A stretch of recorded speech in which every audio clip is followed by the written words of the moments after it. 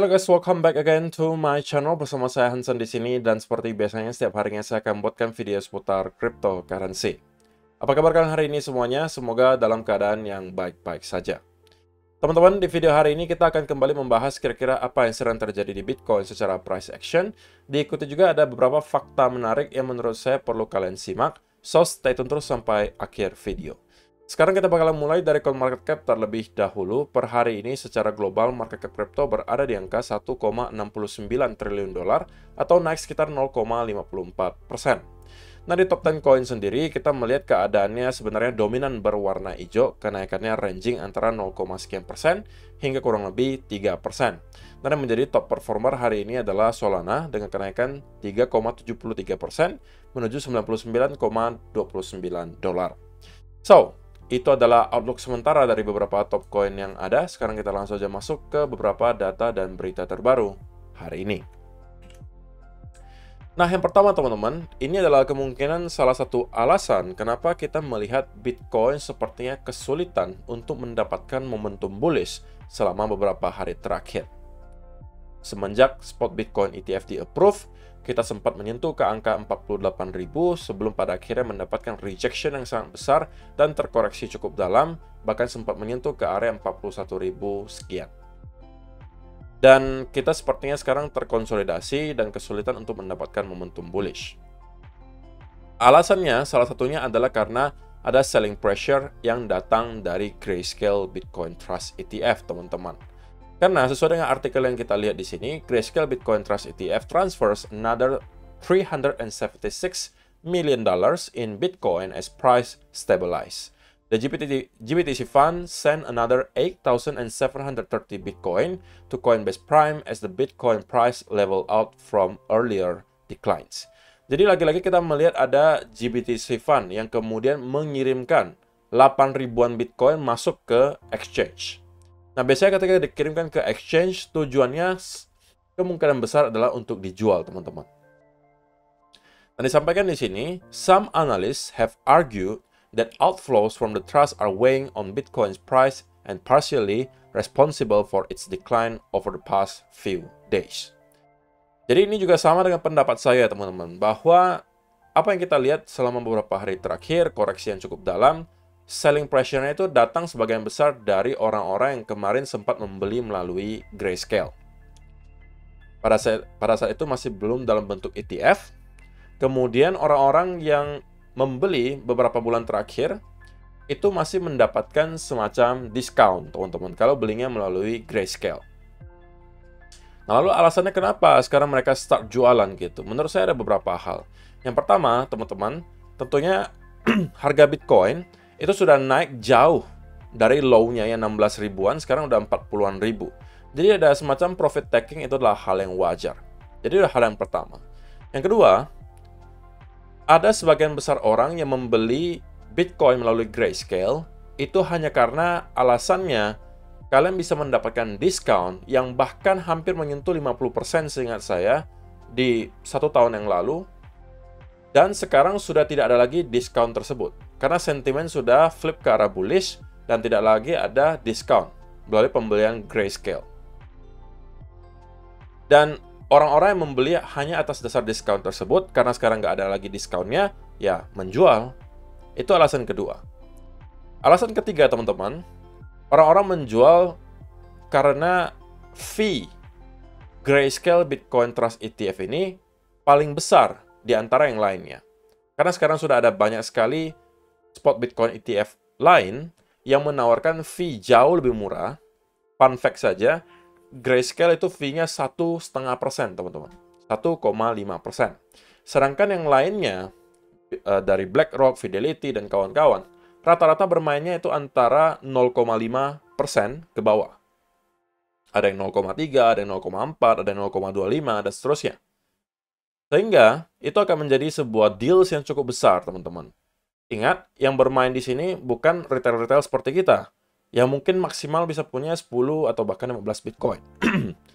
10-15 Bitcoin, ya sebenarnya bukan uang kecil, tapi itu masih ya kelas teri lah, teman-teman. Tapi kalau mereka-mereka ini udah kelas institusi, mainannya sudah ratusan, ribuan, atau bahkan puluhan ribu Bitcoin. Sehingga kalau ada selisih sekitaran 1% saja di fee, itu bisa menjadi deal yang cukup besar. Sehingga dengan adanya beberapa alasan tersebut, kita melihat ada selling pressure selama berhari-hari datangnya dari Grayscale. Ini juga dibuktikan dengan data yang ada, teman-teman. Kalau kita lihat, selama 3 hari sejak spot Bitcoin ETF itu aktif diperdagangkan, itu volumenya sudah mencapai 10 billion dollar. Ya, walaupun angkanya terlihat cukup besar, teman-teman, tapi ada sesuatu yang mungkin tidak teman-teman ketahui. Sebagian besar volume yang kita lihat tersebut datangnya dari Grayscale. Total selama 3 hari, Grayscale itu 5 billion dollar. Jadi, kurang lebih dari 50% datangnya dari Grayscale. Dan di hari ketiga, itu volumenya hampir 1 billion dollar. Tetapi, kalau kita lihat, netnya, itu lebih banyak justru orang jualan daripada yang membeli. Sehingga total flow-nya kalau dinetkan itu minus 579 juta dolar. Oke, sedangkan untuk yang inflow-nya paling besar, net inflow ya, paling besar itu datangnya dari BlackRock dengan 497 juta dolar, diikuti Fidelity dengan 422 juta dolar. Jadi teman-teman, walaupun kita melihat ada volume yang cukup besar selama beberapa hari terakhir, tapi sebagian besar itu volume transaksinya datang dari Grayscale, di mana sebagian besarnya juga itu orang-orang yang menjual. Sehingga sampai ada minus 579 juta dolar di sini. Walaupun tentunya ada yang membeli juga, tapi lebih banyak yang menjual. Sehingga kalau dinetkan, itu justru minus 579 juta dolar. Nah, tetapi teman-teman, tentunya lambat laun selling pressure ini akan habis. Gitu ya. Dan saya expect kemungkinan beberapa minggu ke depan hal tersebut sudah akan terjadi. Orang-orang yang mau menjual atas dasar beberapa alasan yang tadi saya sudah sebutkan, harusnya sudah akan menjual antara minggu ini atau 2-3 minggu ke depan. Nah, mungkin di bulan Februari, Maret, April, kita sudah tidak akan lagi melihat hal tersebut terjadi. Nah, kita sudah akan melihat juga flip di sini, dari yang awalnya minus, harusnya akan kembali ke arah plus. Gitu ya. Jadi itu yang kita lihat selama beberapa hari terakhir. Berita baiknya adalah kita melihat antusiasme yang cukup besar dengan ada volume perdagangan sampai 10 miliar dolar. Tapi berita buruknya adalah sebagian besar volume tersebut rupanya datang dalam bentuk selling pressure. Yang membuat kita melihat Bitcoin selama beberapa hari terakhir itu cenderung terkonsolidasi dan sulit untuk mendapatkan kenaikan yang signifikan.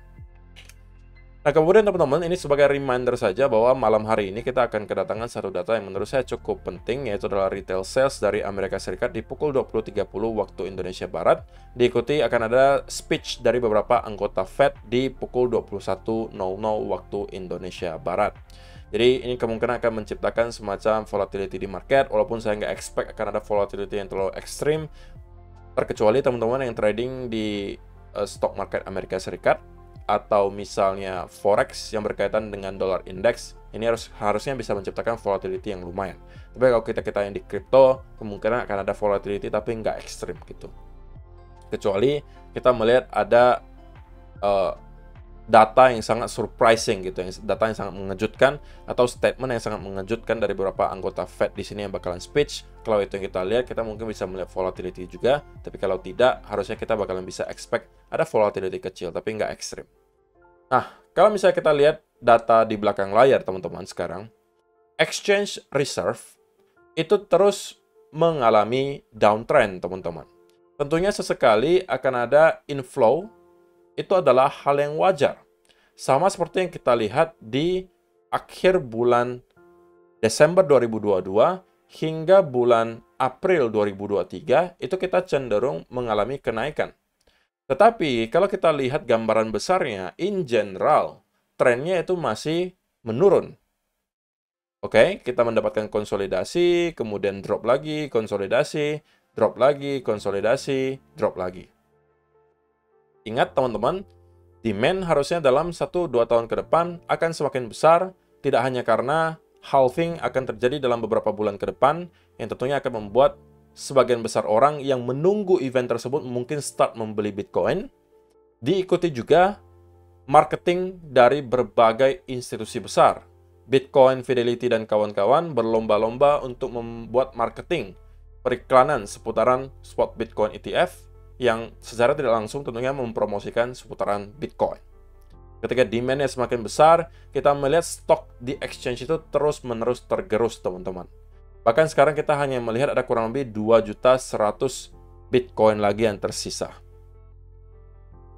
Dan kita melihat tren ini terus mengalami penurunan, yang tentunya merupakan berita baik, karena berarti teman-teman, walaupun kita melihat Bitcoin sekarang berada di area 40-an ribu setelah rally kurang lebih 200%, tapi rupanya tidak banyak orang-orang yang merasa perlu untuk mendepositkan kembali Bitcoinnya ke dalam exchange dengan tujuan biasanya adalah untuk dijual.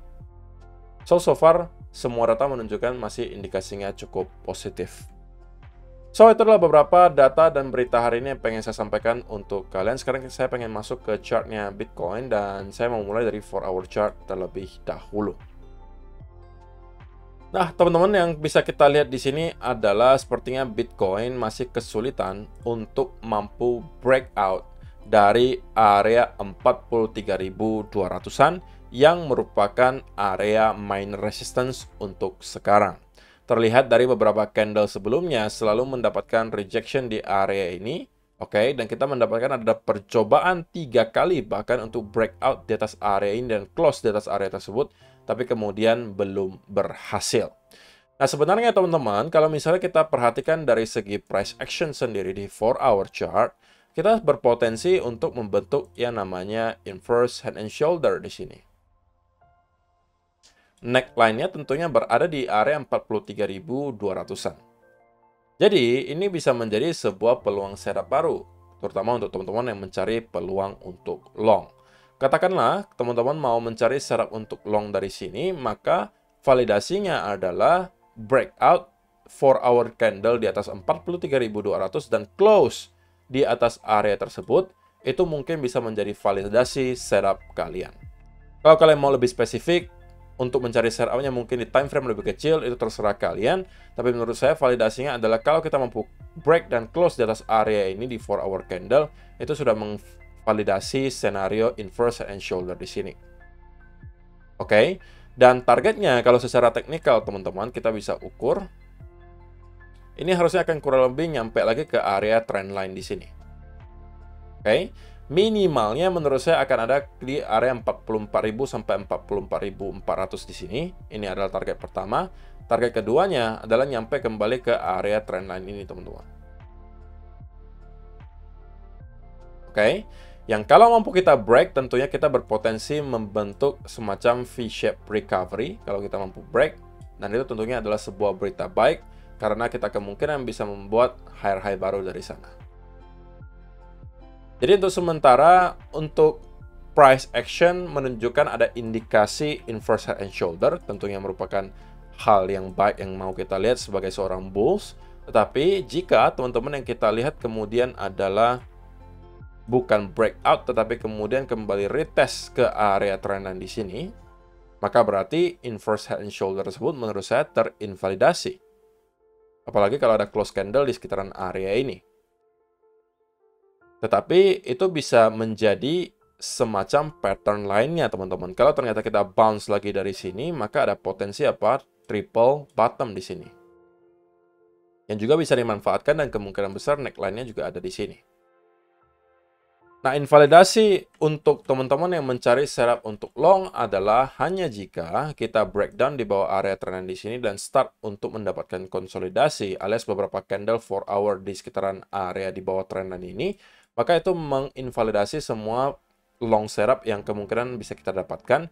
Dan ini justru pertanda bahwa kemungkinan Bitcoin akan melanjutkan penurunannya menuju ke area minimal 40.000 di sini, atau bahkan 38 sampai 35.000 bisa menjadi area yang dituju oleh market maker berikutnya. Tapi untuk sementara, saya melihat teman-teman, dan ini opini saya pribadi, ini adalah area maksimal yang bisa dituju oleh Bitcoin berikutnya. Penurunan paling rendahnya yang bisa saya lihat sekarang, maksimalnya hanya nyampe ke area di sini sebelum pada akhirnya kita mungkin akan mendapatkan bounce yang signifikan. Kalau hanya sekedar wick ke bawah itu hal yang wajar, teman-teman ya. Kalau cuma sekedar wick seperti ini itu wajar. Tapi saya rasa kita akan mampu untuk close di sekitaran area ini.